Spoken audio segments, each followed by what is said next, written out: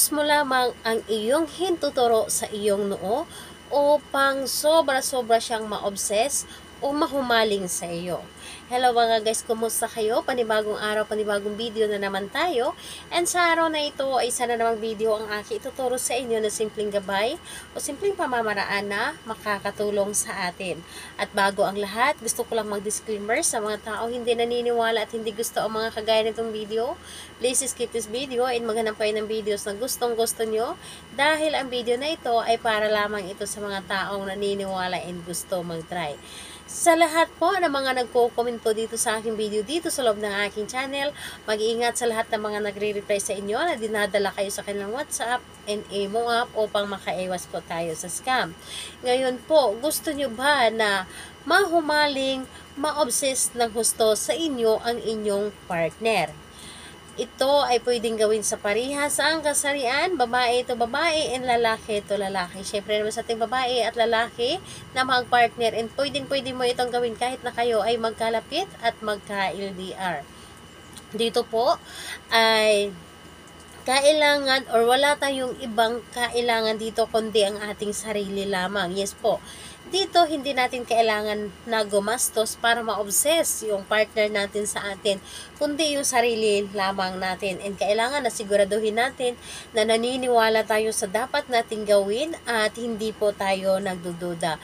At kung ikaw ay may pagdududa, huwag nyo muna itong gawin. Saka mo na lamang ito gawin kapag hindi ka na po nagduda at alam mo na po sa iyong sarili na sigurado ka nang gagawa nito.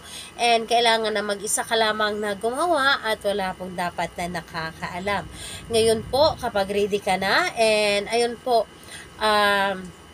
mag-isa ka lamang at alam mo na sa iyong sarili na handa na ang iyong sarili, pwede nyo na itong umpisahan. Ang gagawin po ninyo ay napakadali at napakasimple lamang. Gamit ang inyong hintuturo. So, pili lamang kayo kung saan na hintuturo ang inyong gamitin. Kung ito ba ay sa kaliwa or sa kanan. So, pili lamang kayo kung saan ang inyong gamitin. So, ang gagawin po ninyo, i-cross po ninyo gamit or magko-cross po kayo gamit ang inyong hintuturo dito sa inyong noo. So, 7 beses mo itong i-cross yung hintuturo ninyo at 7 beses din nasambitin yung pangalan at apelyido ni target. So, ganito po. So, pangalan at apelyido niya at sabihin po ninyo na ma-obsess ka ng husto sa akin.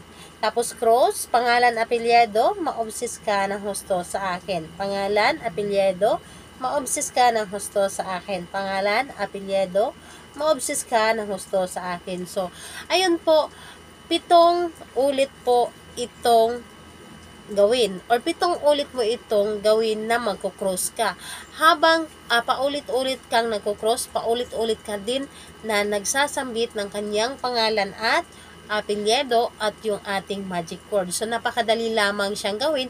Ngunit, alam nyo ba na sobrang epektibo nito at talagang yung partner ninyo ay sobrang ma-obsess sa inyo. So, ayun po, mabilis ito mararamdaman ng inyong partner. Gawin nyo lamang ito kahit na araw-araw ninyo itong gawin, wala pong problema ito. Basta't ang importante na alam mo sa iyong sarili na naniniwala ka at hindi ka nagdududa sa mga ganito. At kailangan na nasa focus ka habang ginagawa mo ito. Yung ramdamin mo, yung nanggagaling po talaga sa iyong puso ang paggawa. So, yun po ay napakadali or napakabilis na gumana nito kapag yun ang iyong ginawa. So, ayun po. Dito ay hindi natin kailangan maghintay ng Tuesday and Friday sa paggawa, kundi sa kahit anong araw at kahit anong oras, pwede natin itong gawin. Basta't malakas lamang ang inyong energy. Pwedeng sa umaga, pwedeng sa tanghali, pwedeng sa gabi, anytime, pwede po. So, ayun po. Sa lahat po ng mga gustong magpa-shoutout, mag-comment lamang sa baba para ma-shoutout ko kayo sa next video. And sa lahat po ng mga gustong magtanong, mag-comment lang din po sa baba para ma-replyan ko din po kayo. Salamat po sa inyo. Bye-bye everyone. God bless us all.